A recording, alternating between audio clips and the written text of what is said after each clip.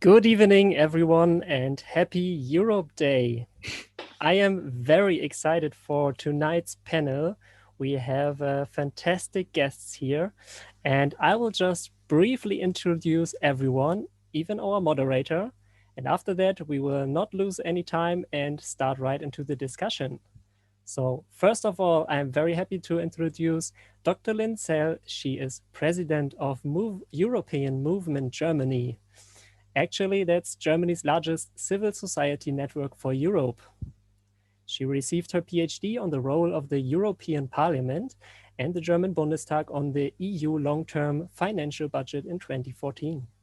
Very happy to have you here tonight. Next up, we have Roger Casale. He is Secretary General and, as far as I know, even founder of New Europeans, a civil rights organization which champions freedom of movement, non-discrimination, and the principle of solidarity in Europe. Also, he's member of Change UK and was candidate for the European Parliament in 2019. Delighted to see you here tonight. Next up, we have Malgorzata Burek. She is a freelance translator and member of Mitte 21 e.V. That's an association for the promotion of international understanding and democracy. She also wrote political and historical articles for the Polish newspaper Gazeta Wyborcza. I really hope I pronounced that right. Next up, we have Clara Völler. She is president of YEF Germany. That is the German wing of the Young European Federalists. She has a clear and strong vision of a future European federal state and stronger democracy within the EU. And last but certainly not least, we have Damian Böselager. He is member of the European Parliament for Vote. He in particularly is member of the Constitutional Affairs Committee and active in the financial budget negotiations. Now, I'm happy to also introduce to you our wonderful moderator for tonight, Claudio Lanza. He is a PhD student in international politics at the University of Westminster and comes from Naples, south of Italy. For Volt, he is part of the Volt Europe Academy team. And with those very fast words, I say the stage is yours. Have fun. Thank you very much. I would like to thank everyone for being on the panel. I'm going to give a very brief introduction to this panel, and the name of this panel is Quo Vadis Europa. So where does Europe go from here? And that's where we're going to discuss. So I have a few questions for you, but first I would like to say a few things just to introduce the relevance of this question. So today is Europe's Day, and we celebrate peace and unity in Europe. We do this by commemorating the 1950 Schuman Declaration. So in 1950, a Minister of State proposed the creation of a visionary but limited community of states to make peace and unity possible in Europe, and to make it ideologically unthinkable and materially impossible. After 71 years, we may be yet again on the verge of another visionary leap forward. Members of states, experts, representatives of parliaments, and citizens are called to make that leap forward together, and you are representatives of some of the people, of those leaders that are going to lead this process. So the first question I would like to ask you relates to the so-called governance challenge and how the European Union will navigate the post-pandemic world. So now, the ongoing public health crisis caused by the COVID-19 pandemic is another challenge to the merits of further integration of the European Union. And there is a growing sense that states, when they're not pulling in different directions, they dominate the scene reproducing and widening the chronic democratic deficit of the EU project. So my question for all of you to have a conversation on is the following. Do you think that the next generation EU, the recovery package containing a reinforced long-term EU budget for 2021-2027 represents a sort of Hamiltonian moment for Europe, marking a permanent step towards more integration, or a mere ad hoc temporary solution for extraordinary times? I would ask anybody of you to start the contribution. What about Damien? I'm a bit shy because you introduced all the other people and they, I think, have at least a PhD on the topic. If I look at Lynn, or like have studied it a lot. I mean, I can only speak from a more like a practical experience kind of perspective. I think it was quite clear that when it comes to an actual health response, the EU was not ready and able to react really well to what was going on. Neither to really help in the first days with coordinating an actual Corona lockdown strategy, but also a bit later when we talked about the vaccination strategy, we realized that it was very good that we did it somehow together so that we wouldn't bid all the national member states against each other with the vaccination producers. But I think what we saw is that the decisions on the European level were taken by this SteerCo, the steering committee of national health ministers, and they were in the end accountable, but the negotiations were led by the Commission, who was then somehow accountable to these health minister circle, and it was all a bit ad hoc. And I think when it didn't go so well in a normal kind of let's say, if we had a fully functioning European parliamentary democracy, you could have questioned the health minister who would have been responsible and accountable to make these deals and do that. So I think we can still learn a lot from that, also how to improve. But since you asked about the budgetary perspective, I mean, I was very happy to be part of the negotiation team of the recovery fund, so the recovery and resilience facility. And I think here the EU did a good job, to be honest. Yeah? I think that's where, in a very short period of time, the Commission came up with the idea of building a huge fiscal instrument to help get out of this crisis, not to go through the crisis. There was a bit other tools that we used, but to actually get out of this crisis with this recovery money. And I think for the time that it took to get it all together, I'm quite happy. Will it be a Hamiltonian moment? It depends on two things. First, whether we will actually make it a success, and that depends on the national plans that are currently being handed in, if the money is actually used correctly and well. And the second is, do we have the political will, again, in the different member states to actually make it something constant and not a one-off, as was actually forced and how do you say this, required by the Netherlands and Austria and other very frugal countries. Thank you, Damien. So I asked you first because you had kind of insider perspective, and I see you are positive about the Hamiltonian moment. I know that Lynn has done research on this particular issue.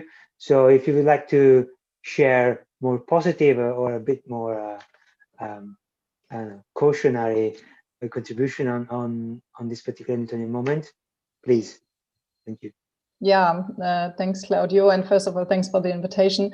Well, I did some in-depth research on the 2014 multi-annual financial framework, but it is, and I agree with Damien that it really remains to be seen to what extent it will be an Hamiltonian moment. Indeed, I would fully agree that it was historic, because if you remember how usually this budgetary negotiations go, and every member state is digging their heels into the ground in order not to spend any cent more than they have to, it is really historic. 700 billion euros agreed in such a short time frame with such a it's not unheard of, but with this new budgetary instrument of having joint loans.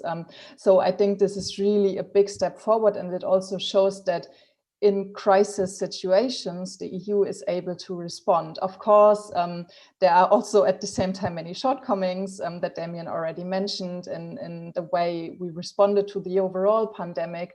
But I think the Invest EU package shows that if there's a will, there's an ability to do it. And it also shows that once the German government, who in the past years has been very, I'd say, cautious in everything they did with respect to European policies, at this time they said, well, we have to take a leap forward, also because of self-interest, because if our neighbors don't grow out of this crisis, it's also a big economic problem for Germany. So it's not only solidarity, but also self-interest. But at the same time, it will hopefully help and benefit all of our countries and all of our people. So I'm really positive about it. And then I'd say, well, it remains to be seen to what extent there might be a permanent mechanism or more permanence. But in budgetary thinking, it will be a bit complex. I think Damien probably knows more about it, but the question will be in 2 or 3 years' time, they will start to repay the loans. And so this will be a crucial point where we have to say, well, to what extent do we really want, how do we want our budget to look like? Do we want to have more own resources, something that we as European movement would favor, or do we want to cut money elsewhere? So there are, at the moment, it's very successful, and we will look at how the member states will implicate or use the money. But there are many tough battles ahead, and there you again have the veto logic between the European member states, which is always a big hassle. Also when you look at the rule of law mechanism and all that. Thank you, Lynn. So the initial battle is won. The war is not over, and so I think it was a bit optimistic as well. So that's promising. Now I would like to ask the same question, and so a contribution from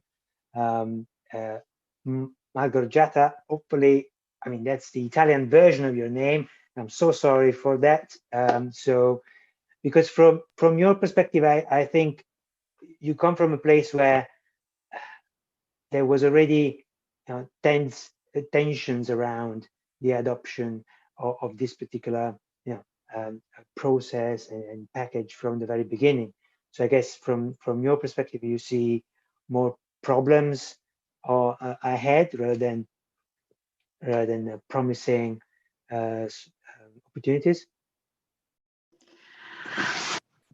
Thank you for the invitation first. It's a great pleasure to be here. I think I agree with my preceders. The crisis show us what is the European Union able to. At first, there was some problems and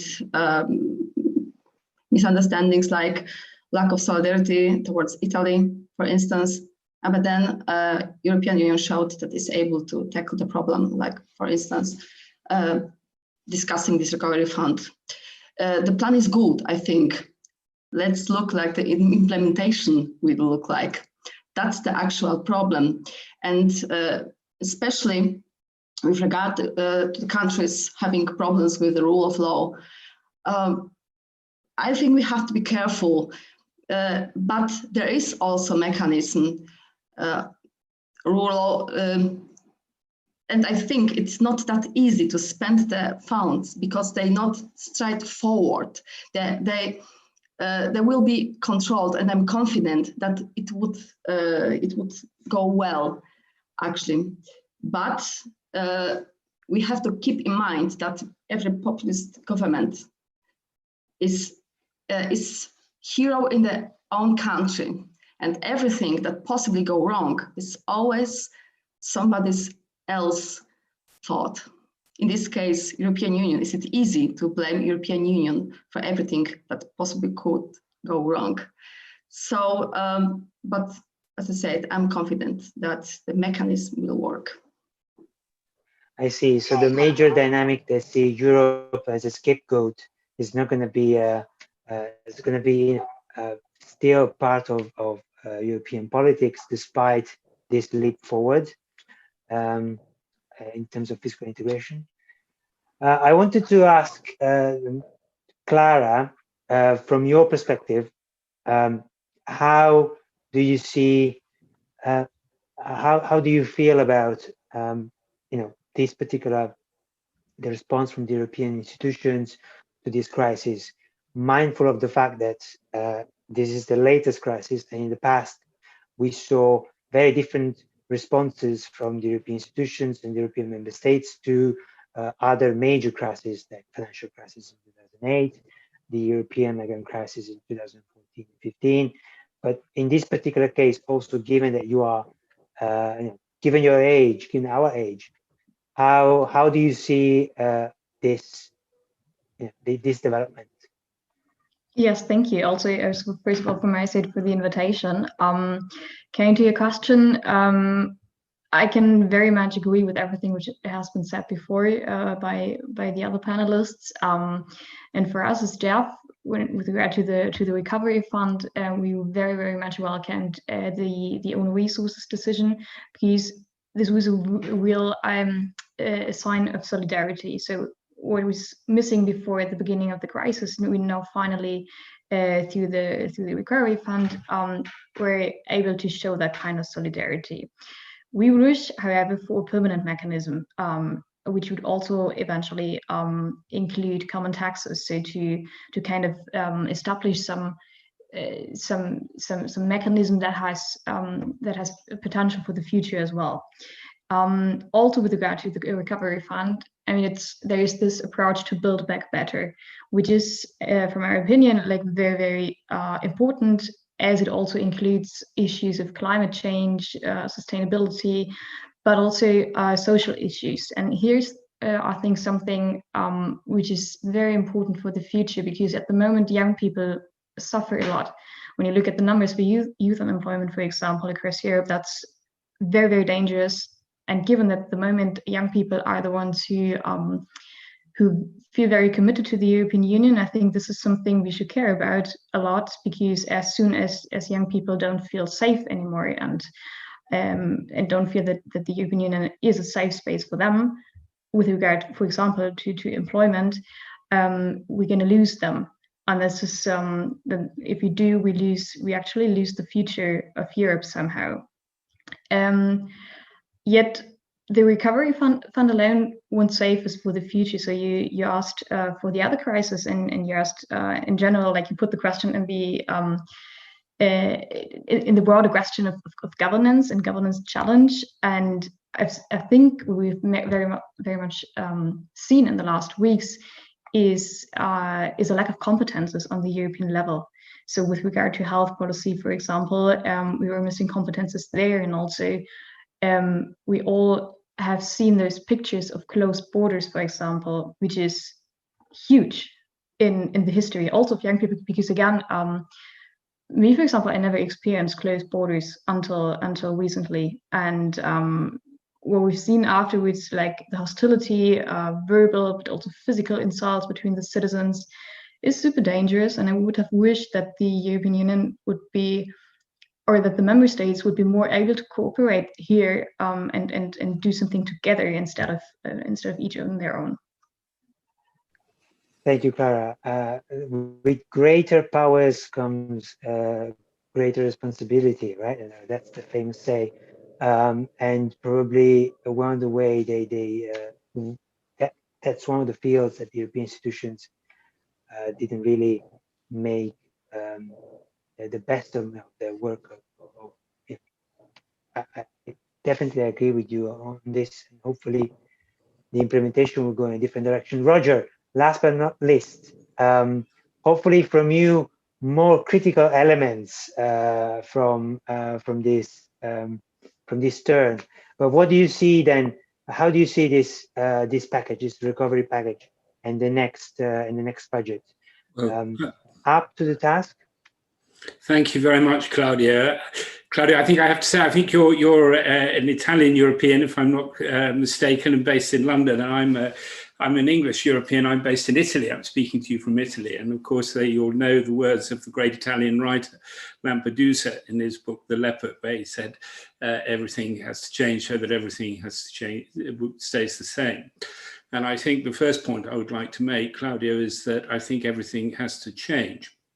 And I think that there is a potential for everything to really change, for profound transformative change, to so that the European project survives. I think it's absolutely necessary that that happens with or without the pandemic. But I think the pandemic gives us the opportunity to actually make those changes that, in my view, were necessary anyway. And I think it's very interesting that Dr. Lynn Sellers said to us, reminded us that 15 months ago in the Council of Ministers, the heads of state were fighting with each other all night long over 0.01 or 0.02 or 0.03. Should we go from 1.06% of GDP for the European budget to 1?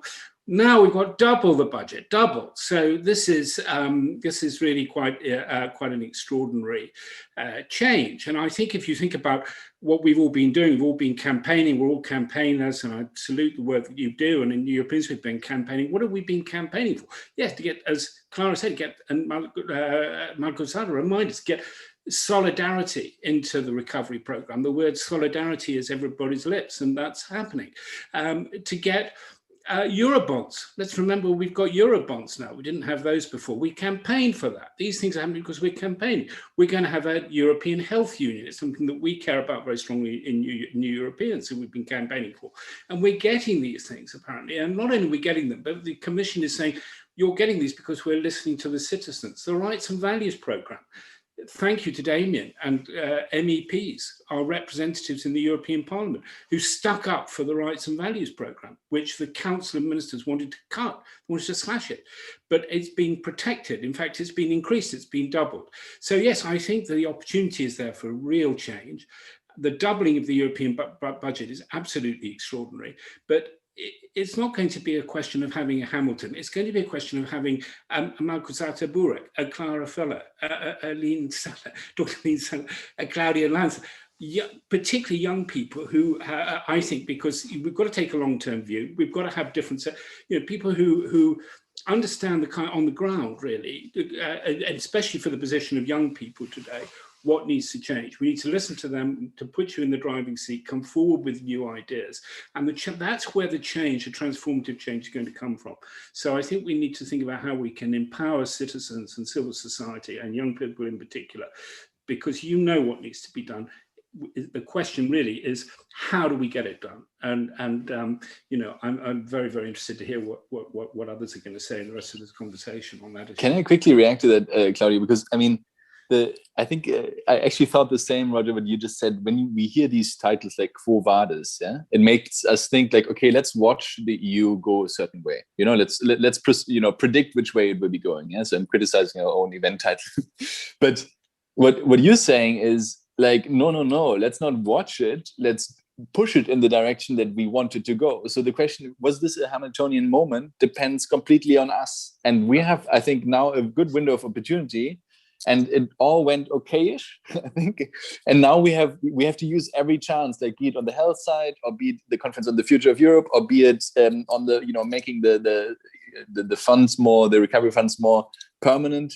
These are all things that will happen if we make them happen, if we create enough pressure on our politicians, or if we are politicians to create enough pressure within the system to somehow make them a reality. I really like that point. So sorry for picking this up. Well, thank you. I think this is important, and I actually would like to take this opportunity to move the conversation to the next challenge that I want to pose to you all, the democratic deficit challenge, and open up the conversation on the relationship between the European Union and the newly launched Conference on the Future of Europe. I think there is a great way to bridge between the first theme and the second.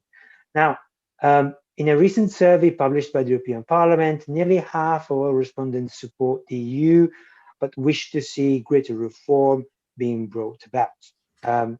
And contrary to the legacy of the European Union project, the Conference on the Future of Europe represents this probably, and that's my take on it, an historic opportunity to let Europeans, so people, everybody, give new impulse to the European Union project and shape EU core policies and stimulating, inclusive, more participatory discussion with many limits, but also still it is a first at this level. Now, the question I'd like to pose to all of you is, will the Conference on the Future of Europe reduce the democratic deficit of the institutions?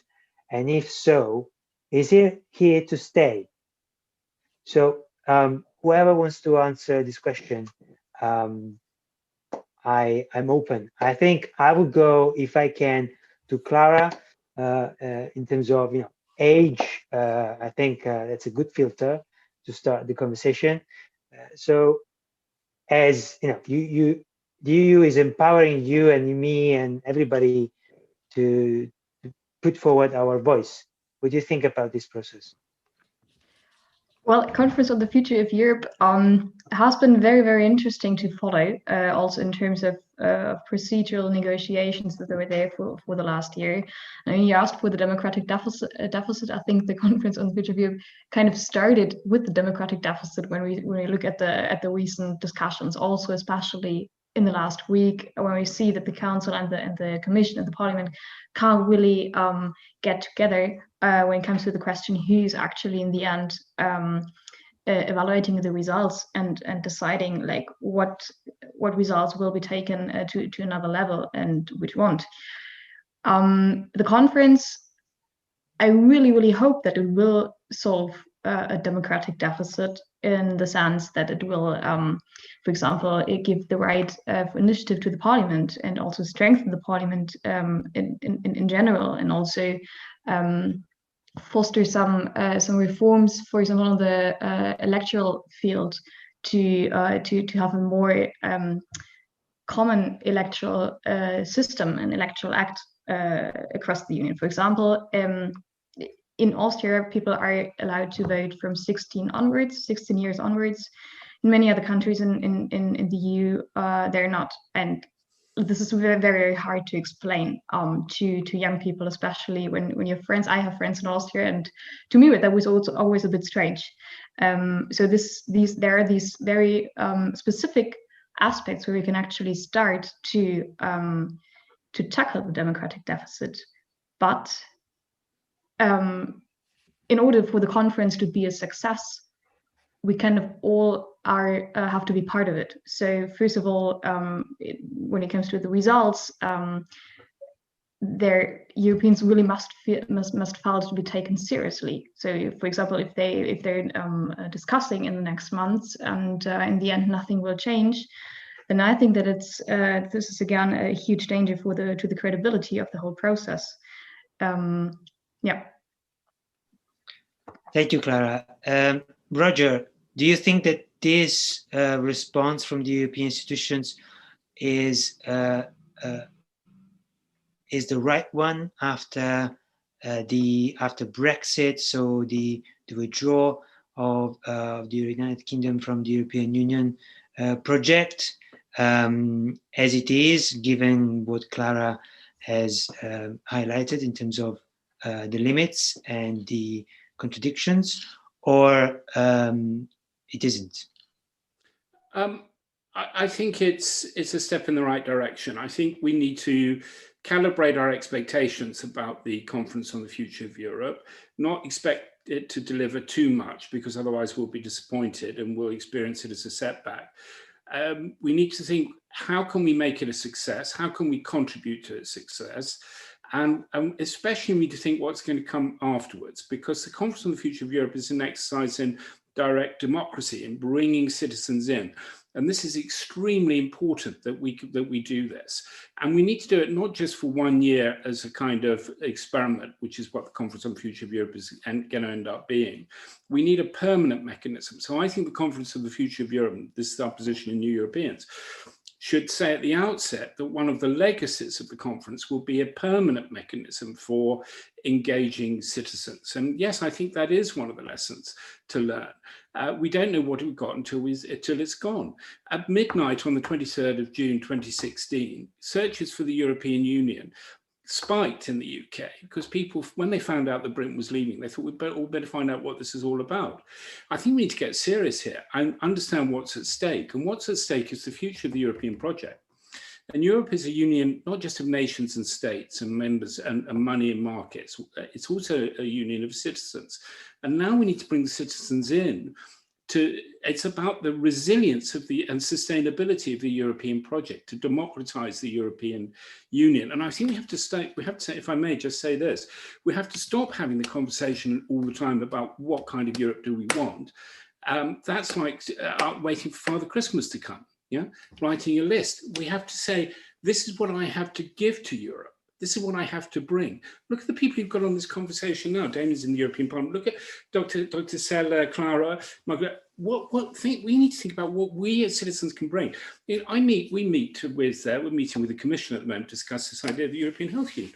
Every time we fix up a meeting, they say, yes, we want to understand what your concerns are. So it's not that we've got concerns. We feel we've got something to offer because we can help to engage. We're not coming to say, complain, we're coming to offer something, to give something. Our convening power, our ideas, our energy, our enthusiasm. We need to say, use the Conference on the Future of Europe to ask the question, what do you, the citizen, have to give to Europe? And I'm afraid that if the citizens don't support European project going forward, it won't be there in the future. And that's the lesson of Brexit. Thank you, Roger. I think this is quite an interesting take, yours. It reminds me of Kennedy's speech, don't ask yourself what the US can do for you, but what you can do for the country. But perhaps from Poland and countries where certain core freedoms and core agency over the citizens is questioned and is problematic, probably, I don't know, do you feel, Margojata, that is it the same approach that you have on this particular process? Do you see it as a meaningful one when it comes to the challenges that you face as European citizens in Poland? Or what are your views on this particular process? I was going to make some practical remarks once again from the practical point of view. So the idea is very good, but the implementation, once again. So I'm living actually in Germany, and I'm following the news. I'm watching with great attention the news. And I must say, I saw hardly anything about the conference. So if we spend so much money on recovery, we should perhaps spend a little money on promotion, because the idea is good, but I haven't heard a lot about it, not at the first place. On 19th April, the platform was launched. I heard nothing about it. I see. So definitely, is the European Union wanted to give us the opportunity to offer solutions. It could have done better the job of this promotion and this giving us this possibility. I would definitely agree with that. Lynn, now from your perspective, I would say today I was listening to the ceremony, and what stood out was, to me at least, was the President of the European Parliament, David Sassoli, almost showing courage by saying, if people have dare to offer changes to the treaties, they can do it. They should do it. And he was very passionate, as all Italians are when they kind of make this kind of speech. So do you think that that's the kind of direction where this process should go, and this direction would give more strength and impetus to this whole participatory exercise? Yeah, actually, I saw this as well, and I had twofold thoughts or feelings about this, because on the one hand, I think it is true and it is super important that citizens get involved, both what Roger said, and I would agree what Margojata said, that definitely needs more publicity. And I have the impression that very often citizens are much more progressive, not like party political wise, but in their thinking about how Europe should evolve. That many people just don't understand what this whole haggling about the veto powers in foreign policy are all about, because they understand that we can only be sovereign as Europe and not as single member states. So I think there's a great opportunity to have citizens involved and have their ideas on the table.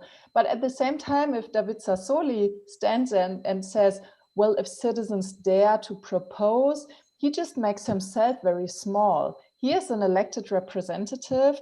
And I think when we talk about the conference, very often we'd only talk about citizens' participation. Don't get me wrong, this is a super important pillar of the conference, but we shouldn't forget who is in the plenary. And this is where elected officials sit, parliamentarians from national, from European Parliament, member states, representatives, and they are the ones who will take decisions. And we shouldn't let them out of this responsibility and tell them, look, maybe you get great impetus from citizens, but it is your responsibility. You are elected to do this, to take these choices.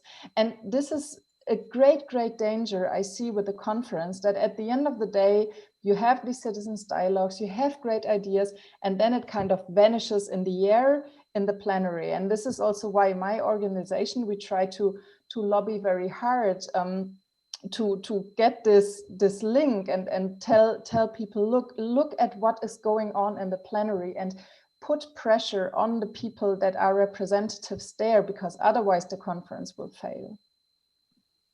Thank you, Lynn. I think the way you are, it was a bit pragmatic from your side as well. And I think I think you stressed the importance of the role that the people in the plenary have, and the members of the European Parliament, the national parliaments, and all the others have, and how citizens should actually be more active than just being on the platform to lobby for their solutions, their ideas to be actually discussed in the Parliament through different means. And Damian, I know that you're very active on this topic, and you deeply care about this, the empowerment of European citizens. So how do you feel about this?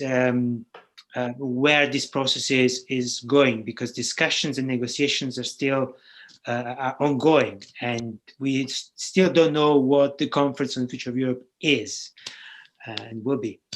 Yeah, I mean, to be honest, I agree, with all of you basically saying, it's a bit two-sided. On the one hand, we want to use this opportunity, and on the other, we don't know whether it would actually work, because of the money that's spent. Actually, there were the member states trying to curb all the money that's going to be spent on it. That's why we don't have a promotion on it, because we don't have a separate budget for it, but that's just details. And in the end, to be honest, it made me think about, why we started Volt. And why did we start Volt? Is because we had, if I can say that, a shitty situation. The EU being really in a bad place with Brexit happening and being voted for. And you have a suboptimal situation, and then you have the choice. Either you say, okay, disengage because it makes me somehow sad, or you say something else, which is what we try to say. I'll be positive about the future and try to promote positive visions. I'll be pragmatic with whatever means I have to make this work. And I'll be progressive in trying to really, push it in this direction. And this is true for the conference as well. We will use it to the maximum amount that we can. We will push it as hard as we can. We will try to have this debate, which we anyways have to have without the conference or with it, about what the future of Europe will look like. And we will try to be as loud as possible. And if the system is not ready yet, if the national interests still keep us from actually making this conference what it should be, it doesn't matter. It matters because it would be easier if it would be easier, but we will anyways continue. We will anyways push for this, and we will use other channels, and we try to engage citizens via other means. And for me, it's also a bit connected to, party power. Yeah, like parties, political people, they care about power, and the way, that I think that Volt is trying to do it is by saying we will steal their seats if they don't, try to change Europe in a way that is better. So And I think we need to just use any form of influence that we can to improve the European Union, because it's actually, I do believe, quite urgent, as Brexit has shown us. So in the end, I can only pledge to you that if I get into the conference plenary, I will scream as loud as I can that we need these changes, and that we need the treaty changes, and that we need to have a more humane migration policy by not having vetoes from countries that are trying to stop it. So, and I think whatever you do, go out there and say to your citizens and to the people that you work with and organize, say, look, I can't promise you that this conference will go well, but it doesn't matter for what we need to do now, which is to use it to the maximum extent, to be the loudest we can, and not be, disenfranchised or sad or depressed because it didn't work. It doesn't work. If it doesn't work, it doesn't work because the system, the national interest, is still somehow strongly trying to stop it from happening, because I think they know that if they would dare a bit more, citizen participation, they would lose out.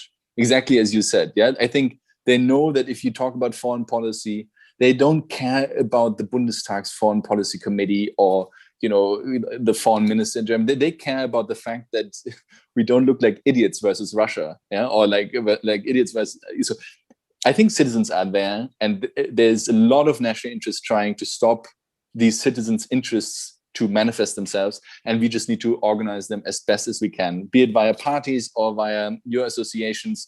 It really doesn't matter, but we need to just do it anyways. And therefore, I think,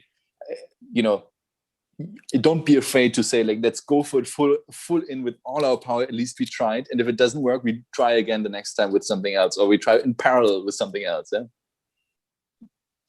Thank you, Damien. Your passion on the topic is is there for everybody to see it. So thank you for that. Now, I know we still have some time to discuss this challenge, the democratic deficit challenge. But given Roger's input on what do we have to offer to this, to tackle these challenges as leaders, I would like to ask you, and then have the last part of our conversation on precisely this particular insight. So you all represent here, the young and younger generation of Europeans actively involved to improve the lives of the European citizens across member states, thus contributing to shape the destiny of Europe. Now, the question that I wanted to ask you was, where do you want Europe to go in the next decades? But given Roger's insightful remark, I'm going to ask you a slightly different question, and it is, where are you going to push Europe in the next with your work? So in the next years. And so so where do you see yourself in your work in moving the needle in the European Union politics? So feel free to start the conversation. I would like to start the conversation probably with a place where with the most pragmatic of the group. So Margherita, please give us your pragmatism again. Oh, I see I gained a nickname. So I think that I'm quite optimistic. I think that the present situation is an opportunity. Crisis can be a chance. It forces us to strengthen our union and to look forward, because we have no other option. For instance, reform movement.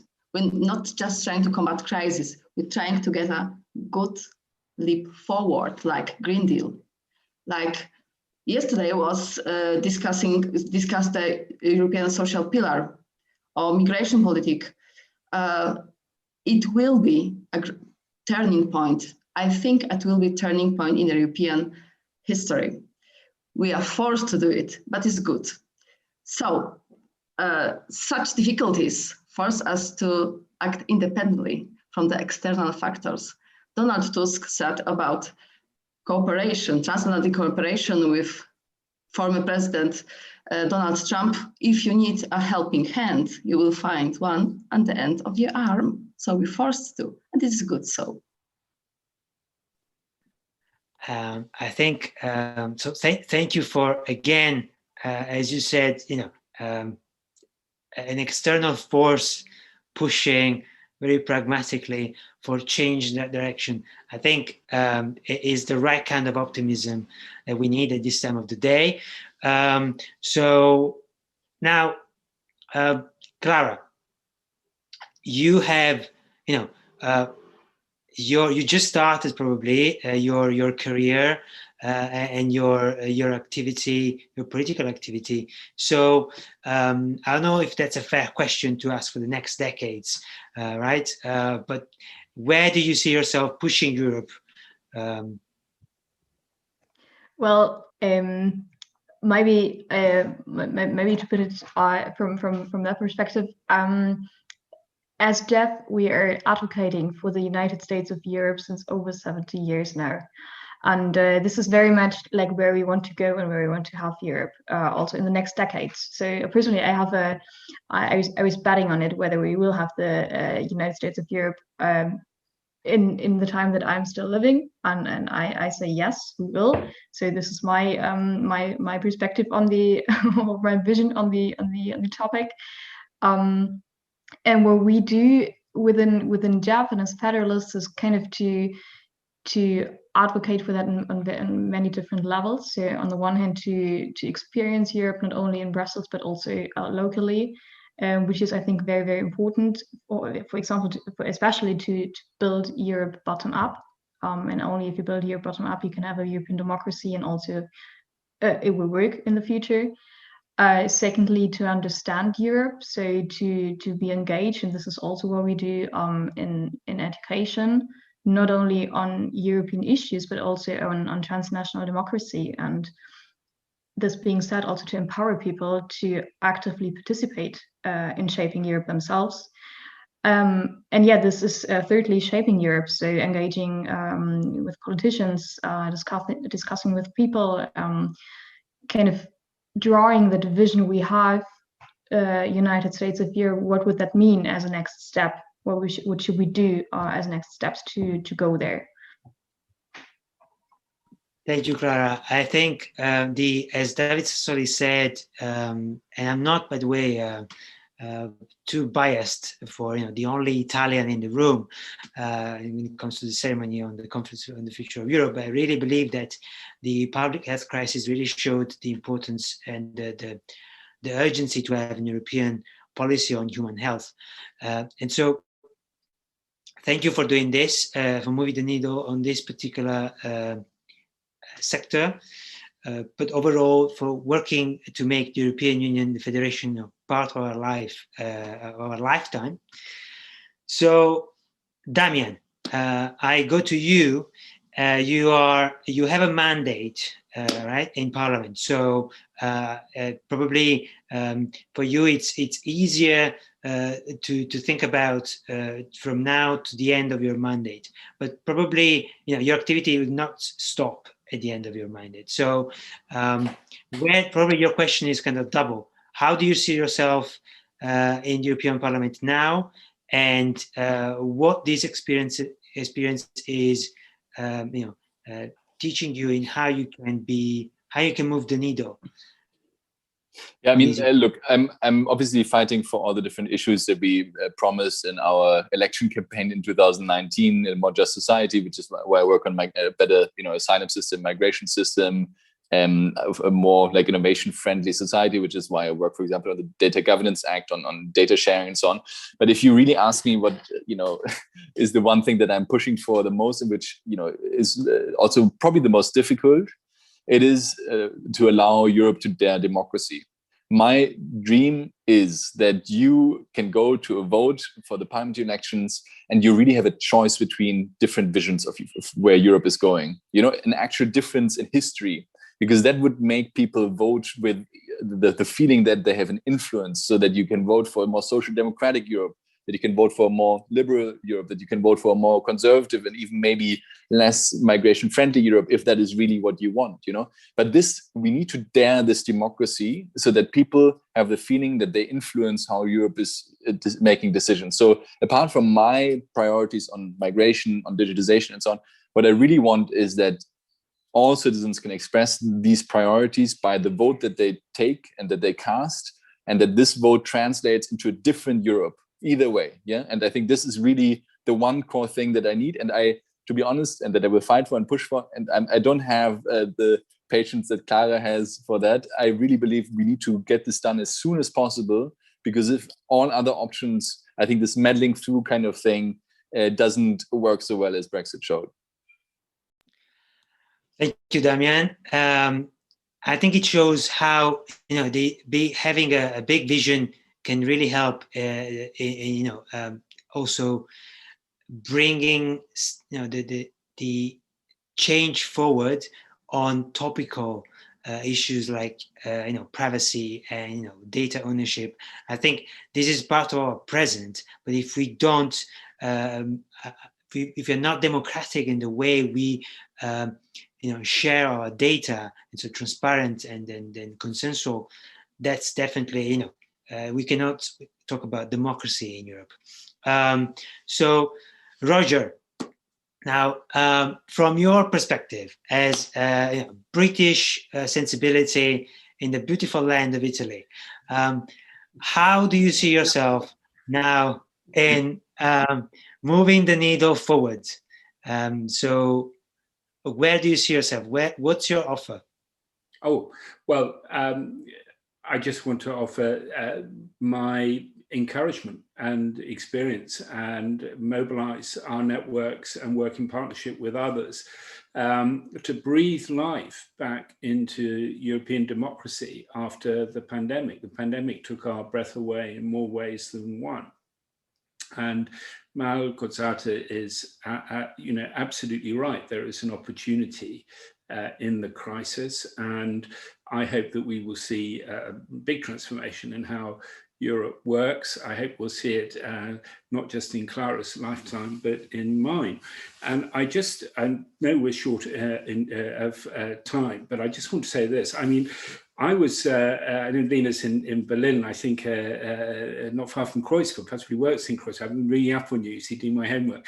And in the 1980s, late 1980s, as an exile from Thatcher's Britain, I was living in Berlin when the Berlin Wall came down, and it was a transformative experience for everybody, including me. And I went back to school, I studied in Bologna, I did my master's in Bologna. I ended up going back to the UK and becoming a Labour MP in 1997, in my 30s. And, the Conservatives have been out of power for we've been out of power for 18 years. And so the generation above me were sort of had slight mixed feelings. On the one hand, they felt, oh, well, big change is coming, but they kind of wish they were kind of 20 years younger. And I just say, I'm not being patronizing. I think I have the same feeling about what's going to happen now.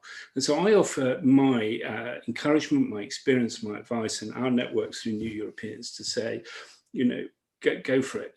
Big change really is possible, and it's really down to us. And we need to mobilize people. And a lot of people say, well, what's got to do with me? Why should I be involved? And the answer to that is, by the time it does have something to do with you, it could be too late to do something about it. So, today is the 100th anniversary of the birth of Sophie Scholl. Be the Sophie Scholl of your generation. Have that vision, that energy, that imagination, that commitment, because if you put that to work, you're not going to be disappointed. But always ask yourself the question, who else do we need to bring into the conversation? Who else do we need to? And so I think that's the biggest challenge. So I can just what I offer is encouragement, belief, and really say, you be the change, and just get on and do it. That helping hand is at the end of your arm, but reach out with. That's one hand. With the other hand, reach out to others as well. Bring the outsiders in, especially migrants, refugees, others. This is going to transform Europe. We can do it. It's down to us. And believe in yourselves and show the leadership that Europe so desperately needs. Thank you, Roger, for that inspirational take on, hopefully everybody who's listening and tuning in and will see and watch this video will feel the same feeling that you were sharing to us. Now, last but not least, Lynn, where do you see the kind of change, what kind of change you want to bring to Europe in the next years ahead? Yeah, it's very hard for me now to respond after Roger's great words, which are already kind of feel like the concluding words, which really touched me. This question, who do we need to bring into the conversation? Because this is also from European Movement Germany. We are a organization of organizations. So we have 250 members from all parts of the society, trade unions, youth organizations, environmental organizations, and so on. And we always try to have those organizations holding the ground for a pro-European spirit and to bring European debates to those organizations. For us, it's also super important that we do not forget other countries. So at the moment, we are very active in reaching out also via our member organizations to create a even denser network between European states, not only via the formal diplomatic channels, but using the societal organizations which are present in many European countries. So we work a lot with Serbia, with Italy, with Poland, which is very important to us. And maybe one very last word, what we currently also look at, also in the wake of the German parliamentary elections coming up, is also how Germany is conducting its EU policy, where there is broad reform needed as well. That might be too technical now to start this conversation. If you're interested, do let me know. We can continue this. But I think it is in our hand also as member states to make our governance better and not always only look at the EU level and say this has to change, but also to kind of stick to your own state and say, look, you need reforms as well, and not only Brussels. Yeah, absolutely. Thank you for every one of you for this conversation, and I really hope that you all inspired our listeners to make their contribution to make Europe a better place. So thank you for being here, and hopefully see you very soon in person for another conversation around these very topical matters.